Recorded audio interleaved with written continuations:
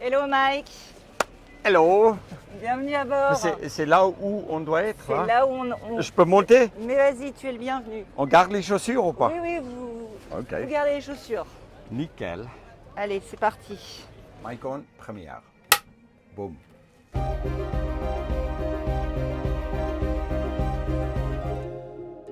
On va parler d'océan, de mer, un univers que vous connaissez bien. Comment ça s'est passé votre rencontre avec la mer? Est-ce que vous vous en souvenez? Ah oui, mais moi j'ai passé comme en Afrique du Sud. C'est tous mes enfants. Mes enfants pendant les vacances en mer. Et puis je suis venu sauveteur en mer quand j'ai eu 18 ans. De rester sur la plage, Ouais. en regardant les gens qui nagent, qui a eu des Comme dans Alerte à difficultés. Malibu, vous avez fait Exactement, ouais, ouais, ça? ouais. D'accord, ok. Et puis c'est sûr que la mer, pour moi, c'est un endroit aussi où je pouvais aller librement sur les plages pour courir dans l'eau, pour nager, pour faire des surfs, pour vraiment jouer. Et quand tu as pas mal d'énergie et puis tu as un climat chaud comme en Afrique du Sud, sans la mer, quoi, tu vas pas sur la terre à l'intérieur parce qu'il fait trop chaud. Tu vas où il fait plus frais. Vous avez compris assez rapidement que ça pouvait être un espace de liberté, d'aventure, évidemment, qui allait vous convenir et qui allait vous attraper. Oui, c'est sûr que pour moi, c'était une forme de liberté, mais aussi parce que je voyais toujours en fait la mer devant moi en restant debout sur la plage. Je rêvais aussi d'y aller voir la terre en fait depuis la mer. Mais on n'a pas eu de bateau, on n'a pas eu des embarcations à l'époque parce que l'Afrique du Sud était un peu boycottée, on ne pouvait pas voyager. C'était difficile de quitter l'Afrique du Sud. Mais quand on est au point du plus au sud en Afrique, euh, c'était là aussi où j'ai rêvé d'y aller en Antarctique. Et entre l'Afrique et l'Antarctique, il n'y a pas de terre, il n'y a que la mer. Et c'est pour ça que je me disais qu'un jour, je me construis un bateau pour aller explorer en fait Ces zones polaires. ces zones polaires et des autres continents qui est séparé par un peu d'eau.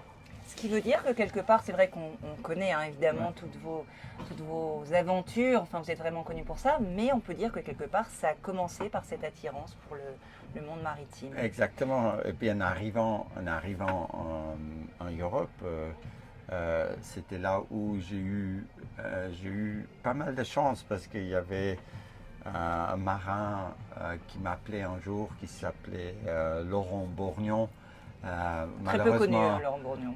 Malheureusement décédé aujourd'hui, qui a devenu un grand ami de moi. Et puis moi qui connaissais mais rien que dalle sur la navigation en mer, il me demandait de venir être wincher sur son bateau Prima Gaz, à l'époque qui était un trimaran 60 pieds et où on a fait toutes les courses, en fait, des grands prix, comme il disait à l'époque, un peu partout autour de la France. Et puis c'était avec lui aussi que j'ai traversé la première fois de l'Atlantique. Donc il vous a donné beaucoup. Vous avez pu, donc durant toutes vos aventures, Mike, et puis plus dernièrement, donc c'est vrai que vous êtes beaucoup intéressé, enfin pas que dernièrement, toutes les zones polaires, que ce soit au nord ou au sud, vous avez été parmi les premiers à être sensibilisés sur cette question du réchauffement climatique et vous en avez même vous-même subi les conséquences lors de certaines expéditions, justement par la mer. On est les premiers, comme vous dites, sur la mer, on voit la terre et on voit ce qui se passe. Exactement, c'était pendant mes expéditions polaires où j'ai vu l'océan Arctique, la mer change. Parce que, en fait, l'océan Arctique était avant couvert complètement par la glace. Et c'était la mer qui gelait. Et les ours polaires pouvaient se déplacer librement sur la glace. Un ours polaire, en fait, il vit dans l'Arctique. Et normalement, les grizzlies ne montent pas beaucoup plus au nord que la cercle arctique polaire. Et quand j'ai vu la première fois une attaque où un grizzly, un ours brun, tue un ours polaire, j'ai dit, mais il y a quelque chose qui ne va pas. Qui tourne plus rond. Et puis ces changements, il y a 20 ans, ces j'ai commencé changements-là- de communiquer aux gens. Je dis, mais c'est pas possible. Il y a énormément d'érosion en fait dans la permafrost. Pourquoi il y a cette érosion dans la permafrost où les continents arrêtent et où les continents rencontrent la mer? Normalement, dans l'Arctique, on n'a pas de vagues parce que la glace garde en fait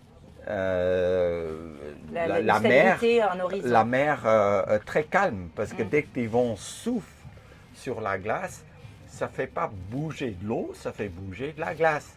Et puis, il n'y a pas de vagues qui forment.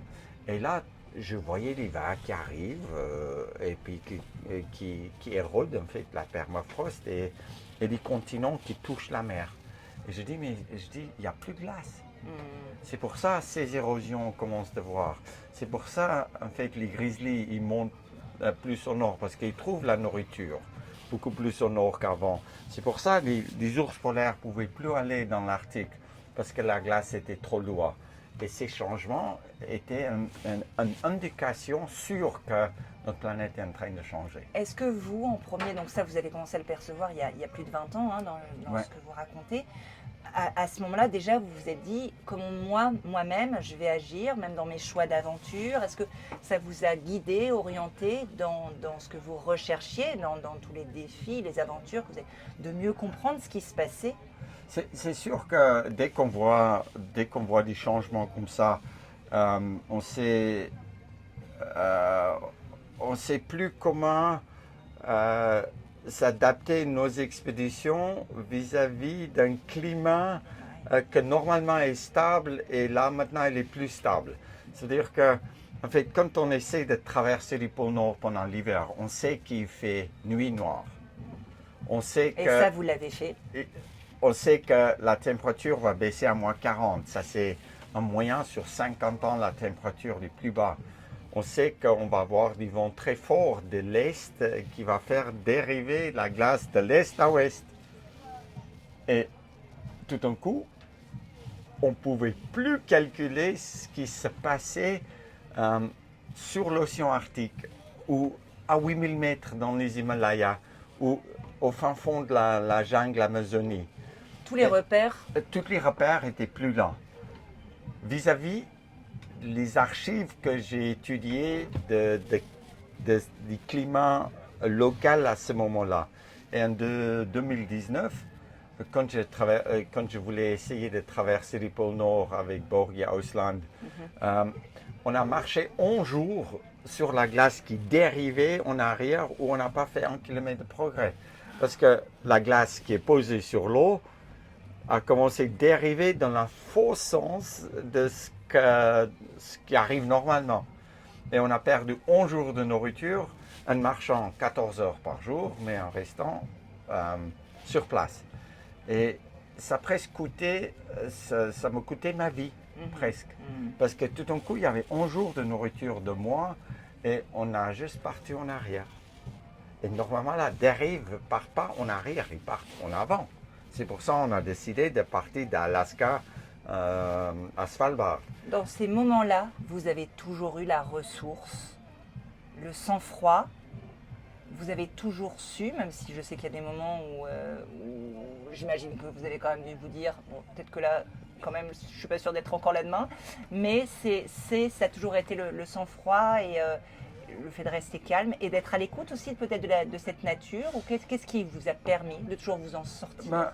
Moi, je pense qu'il y a, dans mes expéditions, il y a cet engagement à 100%.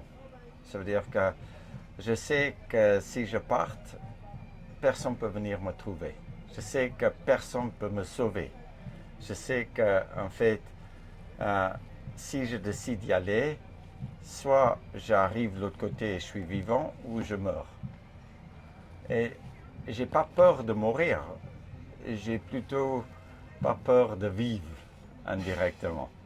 Et parce que la vie et la mort, ils sont très proches un de l'autre. Ce sentiment d'être vivant, comme un aventurier, tu trouves sur cette fil entre la vie et la mort. C'est très beau, Mike. Et puis, en fait, indirectement, moi, je ne veux pas mourir. Je suis quelqu'un qui veut survivre. Je veux vivre. Et quand on part pour les expéditions comme ça, on n'a pas peur de perdre. Parce que si tu as peur de perdre, tu ne vas jamais gagner. C'est que quand l'envie de gagner devient beaucoup plus fort que la peur de perdre, que tu peux t'embarquer dans une expédition où tu vas peut-être payer avec ta vie.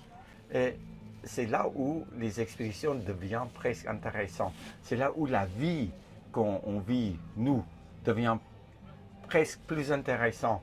C'est à travers les échecs qu'on apprend et qu'on sait qu'on ne doit pas faire 2 fois les mêmes erreurs. Mais aujourd'hui, on ne peut pas se victimiser parce que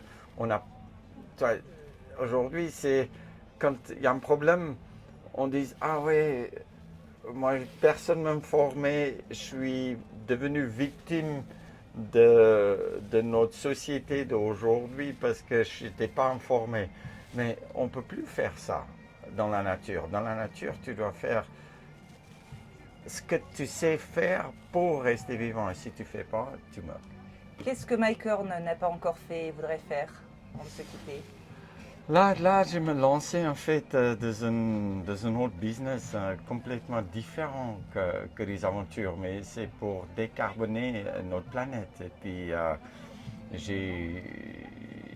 j'ai commencé de développer un pile à combustible en hydrogène. En tout cas, il y a cette envie de chercher. De chercher, de continuer de trouver une solution. Parce que la planète, quand on la voit changer, on dit mais qu'est-ce que je peux faire vraiment pour arrêter ces changements ou ces réchauffements ou tout ça. À un âge très jeune, j'ai tombé amoureuse de la nature. Et puis, la nature, pour moi, c'est comme ma femme, en fait, que je dois protéger, que je dois nourrir, que je dois garder confortable. Pour que, en fait, cet amour qu'on a en 2 personnes peut durer très longtemps. Et c'est le même amour qu'on doit avoir avec la planète. On doit faire en sorte que notre planète il dure beaucoup plus longtemps que la génération après nous et leur génération continue de profiter comme nous on pouvait profiter sans qu'on abuse notre planète. Et c'est pour ça, pour moi, de travailler maintenant, toujours en faisant des expéditions, mais plus dans l'industrie de comment on peut faire voler un avion en hydrogène, comment on peut faire avancer un train en hydrogène pour qu'on arrête nos émissions de carbone. Parce que c'est carbone, je vois, il y a 9 milliards de tonnes de glace qui a fondu l'année passée en Groenland quand j'étais là. À cause de l'impact humain, mais aussi à cause d'un cycle, qu'on peut dire. Et ça, je pense que si je fais quelque chose, c'est plutôt de conserver notre planète. Merci beaucoup, Mike. Avant de se quitter, 1 minute, question courte, réponse courte. Zone polaire, pôle sud, pôle nord, vous choisissez quoi? Pôle nord. Pôle nord, sans hésitation. Hôtel ou bivouac? Au bivouac, pour moi, c'est mieux. Vous allez sur Mars ou vous allez sur la Lune? La Lune, pour moi, ça suffit. Ça sera suffisant. Ouais. Et puis, si je vous dis Fort Boyard ou Koh-Lanta? Ouais, c'est du jeu. J'aime pas ces jeux-là. Non. Moi, j'aime pas. Je préfère la vraie, la véritable aventure. La vraie aventure. Et vous la racontez très bien. Merci beaucoup. Un grand merci à vous, Mike. Merci beaucoup. Ciao. Revivez les fêtes maritimes Brest 2024 ce samedi dans Littoral. Félix embarque Sophie et Arthur dans une aventure unique et magique, à terre et en mer, 6 jours de fête en immersion totale. Les Fêtes Maritimes Brest 2024 à revivre ce samedi à 20h40 dans Littoral et sur France.tv.